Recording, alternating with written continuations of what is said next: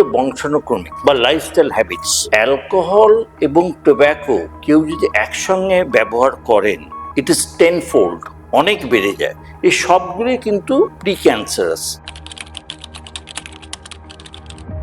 দেখুন, ক্যান্সারের যদি দুটো বড় কারণ আমরা ধরি, একটা হচ্ছে বংশানুক্রমিক বা জেনেটিক, একটা হচ্ছে এনভায়রনমেন্টাল বা লাইফস্টাইল হ্যাবিটস। তার মধ্যে আমি টোব্যাকো অলরেডি বললাম, এর সঙ্গে অ্যালকোহলও আছে। কিন্তু অ্যালকোহল এবং টোব্যাকো কেউ যদি একসঙ্গে ব্যবহার করেন, তাহলে কিন্তু the risk of cancer is not double, it is tenfold, অনেক বেড়ে যায়। সুতরাং এই ব্যাপারে আমাদের কিন্তু অনেক সতর্ক থাকতে হবে। এছাড়াও শার্প টুথ, ঘষা লাগে, ক্রনিক ইরিটেশন, তাতেও কিছু আলসার হয়। সেগুলো যদি না সারে, তাহলে কিছু ক্ষেত্রে কিন্তু এটা ক্যান্সার হতে পারে।